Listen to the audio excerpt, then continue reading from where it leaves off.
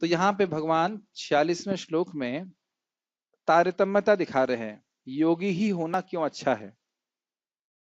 तपस्विभ्योऽधिको योगी तपस्विभ्यो अधिको योगी ज्ञानिभ्योऽपि मतोऽधिकः ज्ञानेभ्योऽपि मतो अधिकः कर्मिभ्यश्चाधिको योगी कर्मिभ्यश्चाधिको योगी तस्माद् भोगी भवार्जुन। तस्माद् योगी भव अर्जुनः। मैंने योगी बोला था कि भोगी बोला था? गलत हो गया, सॉरी। तस्माद् योगी भवार्जुन। तस्माद् योगी भव अर्जुनः। वैसे आजकल के जमाने में क्या फॉर्मूला होगा? तपस्वी को भोगी ज्ञानिभ्योऽपि मदोदिकः कर्मिभ्याश्चाधिको भोगी तस्माद् भोगी भवार्जुन। कि नहीं, भोग करना ही जीवन का लक्ष्य है, यही लोग मानते हैं। ठीक है, लेकिन भगवान का मत अलग है और भगवान के मत के अनुसार चलने वाले हैं। तो बड़ा स्पष्ट है अर्थ। तपस्विभ्यो अधिको योगी, सारे तपस्वियों से योगी श्रेष्ठ है, भगवान का भक्त।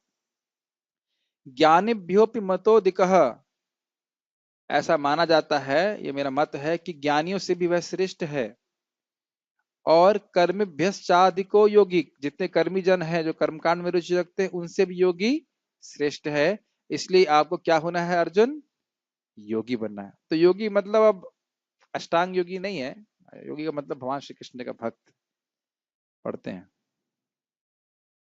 आप लोग समझ पा रहे हैं श्लोक डायरेक्ट? ठीक है। योगी पुरुष, प्रभुपाद जी भगवद गीता को बहुत महत्वपूर्ण मानते थे, कहते थे सब भक्तों को भगवद गीता बहुत अच्छे से आना चाहिए। जैसे कि वकालत में वकील बोलता है my Lord so and so धारा, ये ऐसा वैसा ऐसे करके श्लोक बोलना चाहिए, तो हम बड़ी आसानी से प्रचार कर सकते हैं। एक छोटी सी घटना बताऊंगा। महाराज साथ सुन रहा था भगवद गीता के संबंध में, तो महाराज बोले कि मैं प्रचार कर रहा था कि जो निराकार को मानते हैं वे मूर्ख लोग होते हैं। अगले दिन 25 लोग उनके पास आ गए और वह सब निराकार पंथ से थे। और महाराज तब स्नान करने जा रहे थे और महाराज से बोला कि महाराज ये लोग मिलने आए हैं और ये चाहते हैं कि आप क्षमा मांगे, आपने निराकारवादियों को मूर्ख कहा है। तो महाराज ने कहा, महाराज कह रहे थे मेरे को दुख दुख होने लगा कि क्या बोलेंगे। तो कहे मैं भी स्नान करके आ रहा हूँ, तब तक सुखदेव महाराज बात करेंगे। तो उनसे बात कर रहे थे, वो लौट के आए, बोले क्या बात है। तो उन्होंने बोला कि आपने ऐसे कैसे कह दिया कि निराकार वाली जो है वादी जो है वो मूर्ख होते हैं, तो हम आपसे शास्त्रार्थ करेंगे। तो महाराज ने कहा तो कौन से शास्त्र को आप चर्चा करेंगे? गीता, भागवत, मनु संहिता, वेदांत, क्या? तब अब जानते हैं कि ये लोगों को ज्यादा शास्त्र पढ़ता नहीं रहता है, तो आपस में इन लोगों को विचार होने लगा कौन से शास्त्र पढ़ेंगे, कौन से बात कौन से शास्त्र बोले पे बात किया जाए, ऐसे करके। तो एक व्यक्ति बोला गीता से बोलते हैं, गीता से बात करते हैं। तो बोले ठीक है। तो महाराज बोले ठीक है आप गीता से बोलिए। महाराज बोले मैं तो बड़ा प्रसन्न हो गया, ये तो हमारे अखाड़े में आ गया। गीता तो हमारा अखाड़ा है, गीता तो हम पढ़ते हैं। हमारी संहिता बोलते तो कठिनाई होती, महाभारत बोलते तो कठिनाई होती। तो वो बोला कि वो देखिए श्लोक 13वें अध्याय का, सर्वतः पाणिपादम तत् सर्वतो शिशिरो मुखम, उसके उसके हाथ हर जगह हैं, उसके मुख हर जगह हैं। तो महाराज बोली तो इसमें ये कहाँ लिखा है कि भगवान निराकार है? आप लोगों को तो एक मुंह और दो हाथ से दिक्कत है, तो यहाँ तो बोल रहे हैं कि बहुत सारे हाथ हैं और बहुत सारे मुख हैं, तो ये निराकार कहाँ से हो गया? तो चुप हो गए। तो इस प्रकार से फिर महाराज ने और भी श्लोक बोले। तो दूसरा व्यक्ति बोला अरे तूने गीता का नाम क्यों लिया? इस प्रकार से क्यों गीता के बारे में बोला? तो प्रभुपाद जी बोलते हैं कि भगवत गीता कोई अगर सुनता है तो गीता सूर्य के समान है। सूर्य को आप ढक तो ना सकते हो, लेकिन जबरदस्ती झूठी क्या कह सकते हैं उसको व्याख्या करके भगवान का जो महानता है उसको छुपाया जाता है। तो यहाँ पे हम भगवान की बात को स्पष्ट समझ रहे हैं कि योगी अर्थात भगवान का भक्त। योगी पुरुष तपस्वी से, ज्ञानी से तथा सकाम कर्मी से बढ़कर होता है। मैं समझता हूं सकाम कर्मी का अर्थ समझ गए होंगे, कर्म कांड करके यह स्वर्ग इत्यादि प्राप्त करने की इच्छा करने वाला। अतः ये अर्जुन तुम सभी प्रकार से योगी बनो, यानी कि सारे प्रयासों को योगी बनने में ही लगाओ। गीता भूषण टीका थोड़ा कठिन होगा, मैं थोड़ा समझाने का प्रयास करूंगा। निष्काम कर्म योग जो ज्ञान गर्भी होता है और जिसका पर्यवसान अष्टांग योग में होता है, वह मुक्ति का कारण होता है। वह अंत तो गत्वा इस फल को योगी के लिए लाता है जो इस पद से गिर भी क्यों ना जाता हो। यह इंगित करने के बाद अब इस श्लोक में भगवान योगी की प्रशंसा करते हैं। इस टीका के अनुसार यहाँ पे योगी शब्द अष्टांग योगी का वर्णन कर रहा है। जो अपने चित्त में भगवान का दर्शन करता है। अब आप थोड़ा सा फ्लो देखिएगा, ये शायद भक्तों को नहीं पता होगा, मैं बस समझाऊंगा।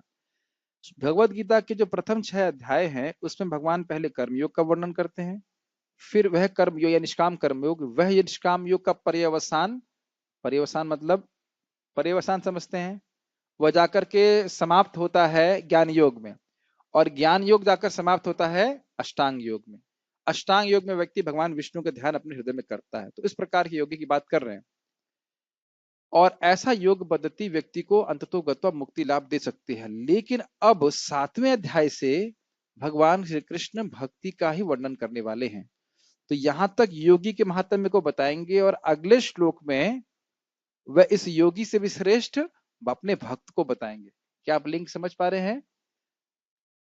कर्मयोग, ज्ञान योग, अष्टांग योग। अष्टांग योग का बहुत अच्छे से वर्णन कर रहे हैं अगर स्ट्रिक्टली स्पीकिंग बोला जाए, लेकिन अगले ही श्लोक में 47वें श्लोक में बोलेंगे योगी नाम अपनी सर्वेशाम मद्गतेन अंतरात्मा, सारे योगियों में इंक्लूडिंग अष्टांग योगी, वह व्यक्ति जो मेरा भक्त है वह बहुत अच्छा है। और इसके बारे में ना पूछने पर भी 7वां अध्याय शुरू हो जाएगा जिसमें शुद्ध भक्ति का वर्णन है। ये लिंक आप समझ पा रहे हो? 7 से लेकर 12 तक शुद्ध भक्ति का ही वर्णन है। अन्य जगह भी कहीं ना कहीं भक्ति का सम्मिश्रण है कि भक्ति होनी ही चाहिए, उसके बिना सिद्धि प्राप्त नहीं हो सकती। तो ये अष्टांग योगी भी हृदय में भगवान को देखता है, लेकिन शुद्ध भक्त नहीं है। तो शुद्ध भक्त इस ऐसे योगी से भी श्रेष्ठ है। उसको अगले श्लोक में स्थापित करके 7वें अध्याय के पहले श्लोक से शुद्ध भक्ति के बारे में वर्णन चालू हो जाएगा। ये सभी योग का सार है भक्ति योग। और मैं आज आप लोगों का समय लेकर के 47 को भी चर्चा करने की इच्छा रखता हूँ। थोड़ा लंबा जरूर है, इतना लंबा नहीं होगा कि 8 बजेगा, लेकिन उससे पहले ही हो जाएगा। लेकिन वो श्लोक बहुत सुंदर है और हम चाहेंगे कि आज देखते हैं 6ठा अध्याय पूरा हो जाए। ठीक है, तो अब समझ में आ रहा है? नमस्कार। इस योगी की परिभाषा कर रहे हैं भगवान, अष्टांग योगी। मैं इस योगी को, भगवान यानी, जो मेरे द्वारा वर्णित योग का अभ्यास करता है तपस्वियों से, अर्थशास्त्र के ज्ञानियों से अर्थात भौतिक ज्ञान ज्ञानियों से, और उन कर्मियों से जो कामनाओं की पूर्ति के लिए पुण्य कर्म करते हैं, इन सबसे श्रेष्ठ मानता हूं। ये लाइन तो स्पष्ट समझ में आ रही है। ज्ञानी मतलब यह भौतिकतावादी ज्ञानी है, उनकी बात कर रहे हैं। और कर्मी तो आप समझिए नहीं, कर्मी मतलब नहीं, यहाँ पे ज्ञान का अर्थ है जो यहाँ पे स्पष्ट बोला अर्थशास्त्र के ज्ञानी, मतलब जो, देखिए शास्त्र के ज्ञान बहुत सारा होता है, तो वह ज्ञान जो आत्मा की ओर डायरेक्टेड है उसकी बात नहीं कर रहे, ये जो भौतिक ज्ञान है उसके बारे में बात कर रहे हैं। क्योंकि आत्मज्ञान के कारण इस योगी को मुक्ति प्राप्त हो जाती है, इस कारण से वह तपस्वियों, ज्ञानियों और कर्मियों से श्रेष्ठ होता है। ये तो बहुत स्पष्ट है। ठीक है, स्पष्ट है मतलब मुझे स्पष्ट है, कुछ डाउट हो तो बताइए। भाई जो योगी है यह मुक्त हो जाता है कि नहीं, और ज्ञानी कर्मी जो है वह मुक्त होते हैं? नहीं होते हैं। और कोई तपस्या कर रहा है वह भी मुक्त नहीं होता है। तो इसलिए कह रहे हैं कि उसे श्रेष्ठ है जिन्हें ऐसी मुक्ति प्राप्त नहीं होती है, क्योंकि उनको आत्मज्ञान प्राप्त नहीं होता, उन्हें आत्मा के बारे में कुछ पता नहीं है, इसलिए वह मुक्त नहीं होते।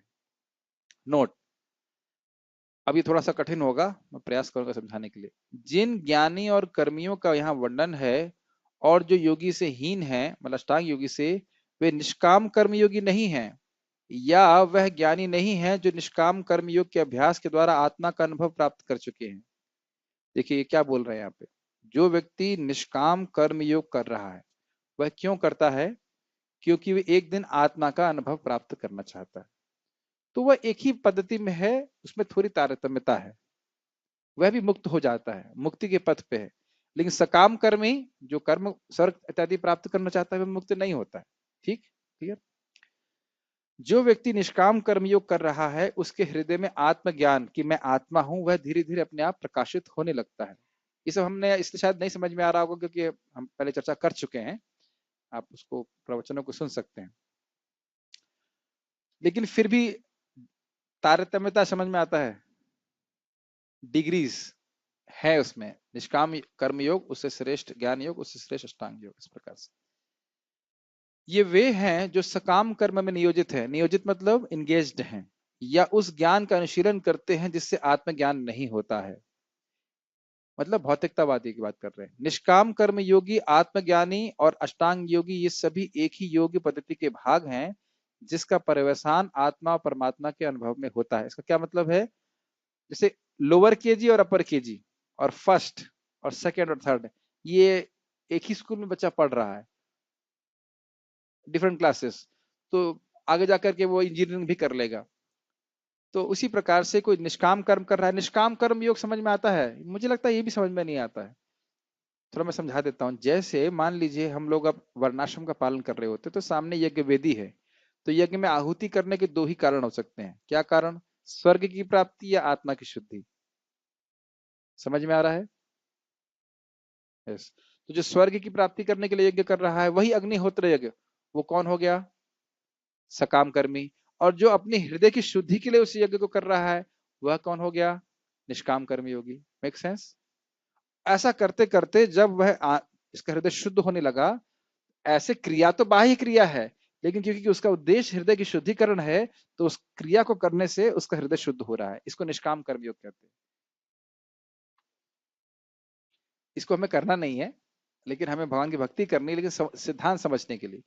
और क्या बात कर रहा था मैं?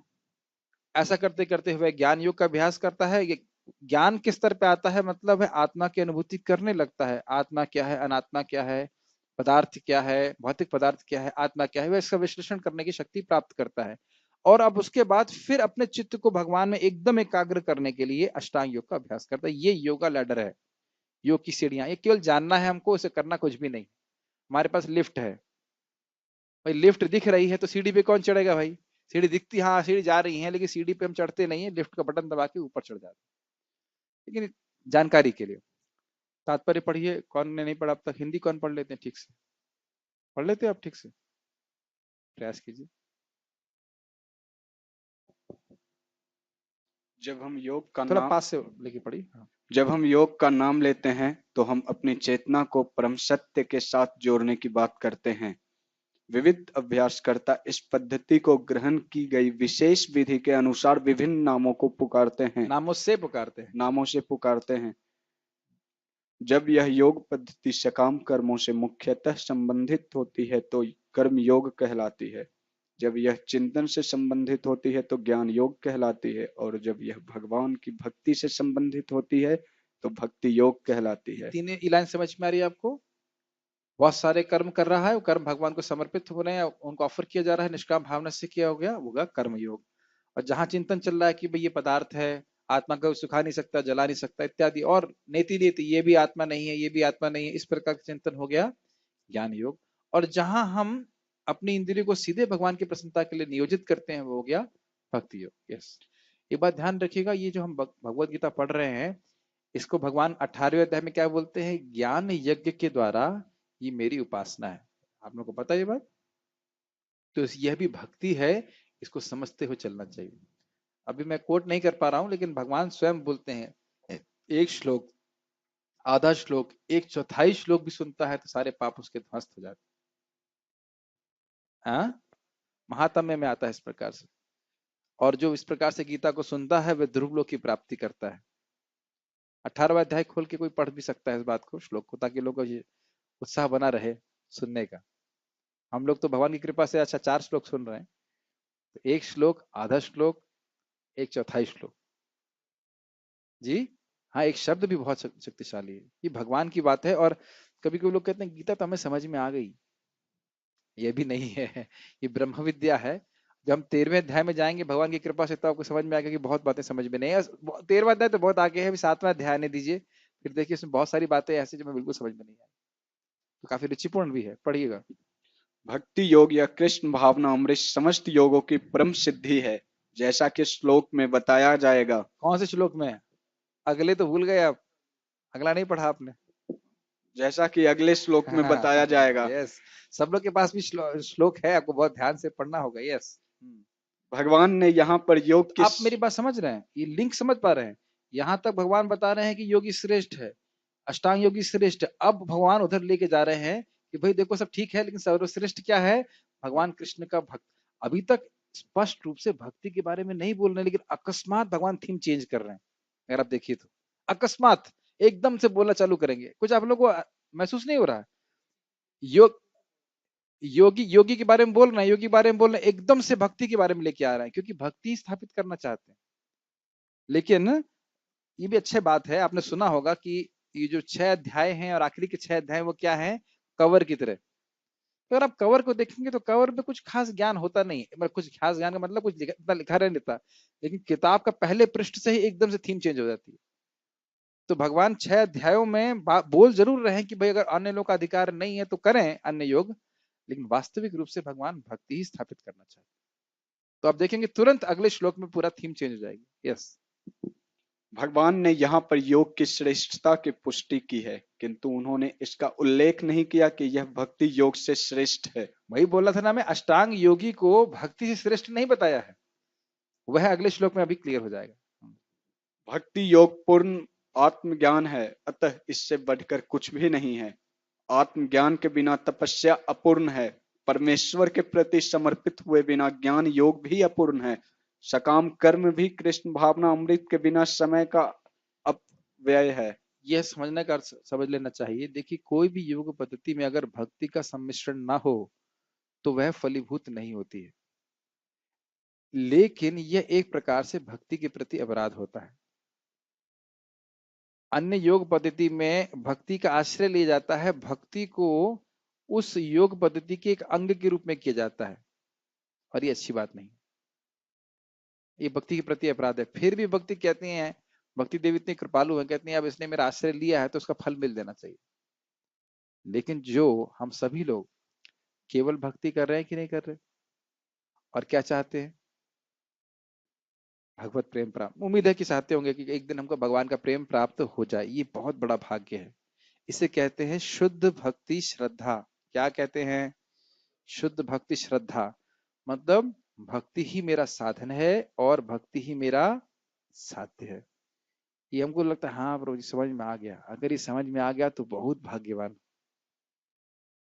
नहीं तो बहुत सारे विभिन्न, अगर वह भी है कि भक्ति मेरा साधन है और भक्ति मेरा साध्य नहीं है, तो भी सुखदेव गोस्वामी से आपको प्रशंसा प्राप्त होगी।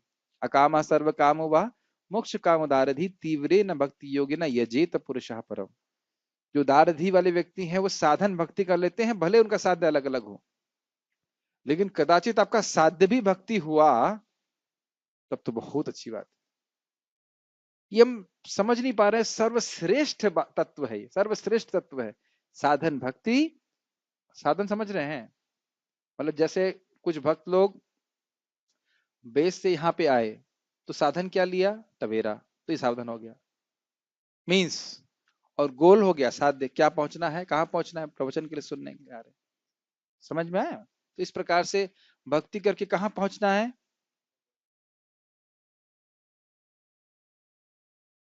प्रभु जी की जान निकल जाए लेकिन समझ में नहीं आएगा। भगवत धाम या मुक्त होना उद्देश्य नहीं है, भगवत प्रेम। देख रहे हैं प्रोग्रामिंग कैसी हो चुकी है। भले ही हम शुरुआत में प्रचार यही करते हैं भगवत धाम चले जाओ, इस जगह में दुख है। देखिए, जब आप भगवान का प्रेम प्राप्त करेंगे तो अपने आप भगवत धाम आपको प्राप्त हो जाएगा, उसमें कोई अलग से दिक्कत नहीं है।